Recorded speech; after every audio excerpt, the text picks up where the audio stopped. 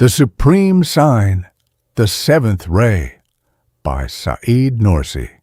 Observations of a Traveler Questioning the Universe, Part 14. The Fourth Truth. The existence and appearance of all beings proclaim the divine unity in a self-evident fashion through their numerous points of unity and convergence, such as being simultaneously together and yet separate and unique, resembling one another, being the miniature or magnified versions of each other, being some universals and species, and some particulars and individuals, resembling each other in the stamp of innate disposition, having affinity in the impress of artistry, and aiding and complementing each other with respect to their innate functions. They establish the unity of their Maker, and with respect to dominicality, make it clear that the cosmos is a universal and a whole that may not be divided or fragmented. For example, in each spring, to create, order, and sustain the innumerable members of the 400,000 different species of plants and animals, together and intermingled in a single moment and in the same fashion, without any error or mistake, with the utmost wisdom and perfection of artistry, to create all the different species of birds, from flies, which are like birds in miniature, to eagles, which are the supreme specimens of the species, then to equip them with the means of flight and subsistence, and to cause them to journey through the realm of the air, to imprint on the countenances of each of the birds in miraculous fashion a stamp of artistry, on the body of each of them a seal of wisdom, and in the quiddity of each of them, in sustaining fashion,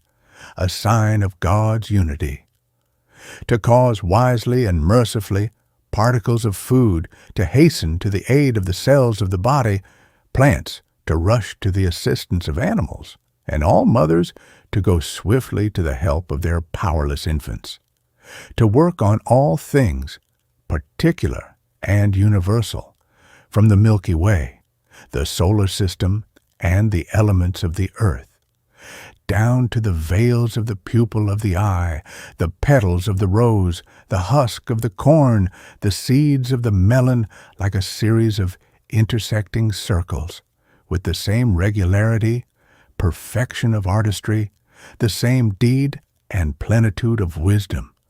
To do all this establishes the following with self-evident certainty.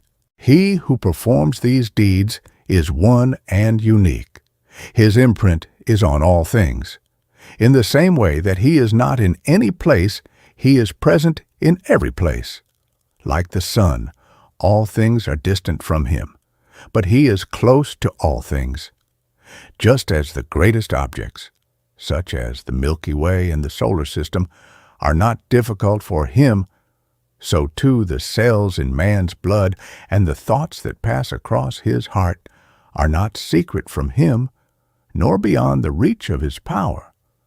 However great and multitudinous a thing may be, it is as easy for him as the smallest and scarcest thing, for he creates with ease a fly on the model of an eagle, a seed in the form of a tree in the shape of a garden with the artistry of a spring, and a spring on the scale of a resurrection.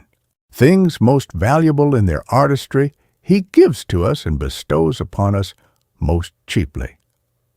The price that he asks of us is merely to say, in the name of God, and praise be to God. In other words, the accepted price for all those numerous precious bounties is to say at the beginning of all things, in the name of God, the merciful, the compassionate, and at their end, praise be to God. Since this fourth truth is explained and proved elsewhere in the risale-i Nur, we content ourselves here with this brief allusion. The fifth truth perceived by our traveler at the second stage, the existence in the entirety of the cosmos, its pillars and parts, and all the beings contained in it, of the most perfect order and regularity, the sameness of the substances and purposive beings that are the means of the rotation and administration of that vast kingdom and are connected to its general scheme. The fact that the divine names and deeds that are at work in that magnificent city, that vast exhibition, encompass and comprehend all things or most things, despite their being one within the other, and of the same nature, and there being the same name and deed in every place. The fact that the elements and species that are the means for the administration, inhabiting, and construction of that well-adorned palace cover the whole face of the earth in their diffusion, despite their being one within the other, of the same nature and the same element and the same species being found everywhere. All of this demands, proves, and affirms necessarily and self-evidently the following: the maker and disposer of this cosmos, the monarch and nurturer of this realm, the master and builder of this palace, is one unique soul. He has neither like nor peer, neither minister nor aid. He has neither partner nor opposite. He has neither inability nor deficiency. Yes, order is in itself a perfect expression of unity. It demands a single orderer. It leaves no place for the assignment of partners to God, the source of dispute and dissension. There is a wise and precise order inherent in all things, whether universal or particular, from the total scheme of the cosmos and the daily and annual rotation of the earth, down to the physiognomy of man, the complex of senses in man's head, and the circulation of white and red cells in man's blood. Nothing other than one absolutely powerful and absolutely wise can stretch out its hand intentionally and creatively toward anything, nor interfere with it. On the contrary, all things are recipients, means of manifestation, and passive. Now, ordering, the pursuit of certain purposes and the bestowal of regularity with a view to certain benefits can be done only by means of knowledge and wisdom, and performed only with will and choice. Certainly, and in all events, this wisdom-nurturing regularity, this infinitely varied ordering of the cosmos that before our very eyes assures various benefits, proves and affirms to a self-evident degree that the Creator and Disposer of all beings is one, an agent possessing will and choice. Everything comes into being through His power, assumes a particular state through His will, and takes on a particular form through His choice. The heat-giving lamp, the sun, of this hospice that is the world, is one. Its candle, the moon, that is the basis for the reckoning of time, is one. Its merciful sponge, the clouds, is one. Its fiery cook, the fire, is one. Its life-giving beverage, the water, is one. Its well-guarded field, the soil, is one, as well as 1,001 other instances of oneness. It follows, from all of these instances of oneness, that the maker and master of this hospice is also one, that He is extremely generous and hospitable, for He employs numerous high-ranking and great officials to serve the animate guests of His hospice. Names such as all-wise, compassionate, giver of forms, disposer, quickener, and nurturer, the impresses and manifestations of which are to be seen at work in every corner of the world, attributes such as wisdom, mercy, and grace, and acts such as formation, disposition, and nurturing are all one. They embrace every place in the utmost degree, each name and act being present there.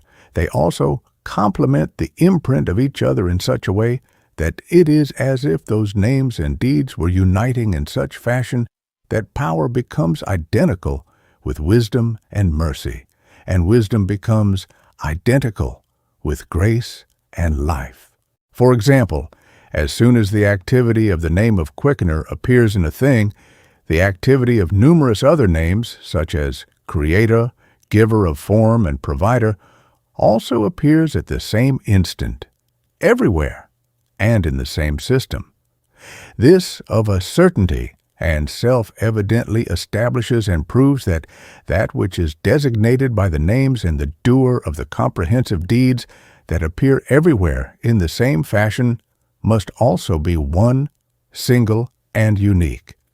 In this we believe, and to this we give our assent. The elements that are the substance and material of creation encompass the whole earth. Each of the species of creation that bears an imprint attesting unity is diffused throughout the earth in unity, and, so to speak, conquers it. This also proves to the degree of being self-evident that those elements, together with what they embrace, and those species, together with their separate members, are the product and property of a single being. They are the products and servants of so unique and powerful a one, that he employs those vast and imperious elements as obedient servants, and those species diffuse throughout the earth as well-disciplined soldiers, since this truth also has been established and explained in other places in the risale-i. We content ourselves here with this brief indication. In summary of the witnessings that he derived from these 5 truths, through the superabundance of faith and the joy of divine unity, and in expression of his feelings, our traveler said to his heart, "Look upon the colored page of the cosmic book. See what forms the golden pen of power has traced. No dark point remains for the gaze of the heart's eye. It is as if God has inscribed his signs with light. Know, too, that the pages in the book of the world are dimensions infinite. The lines of time's events are works innumerable. Written on the workbench of the preserved tablet of reality, a meaningful embodied word, is every being in this world. Listen also to this. When all things proclaim no God but Allah, God Almighty, they will in unison say, O truth and reality, and beseech in harmony, O living one. Yes, in all things, there is a sign pointing to the fact that he is one. Hearkening to this, his heart and soul affirmed the truth of what they heard and said, Yes, indeed.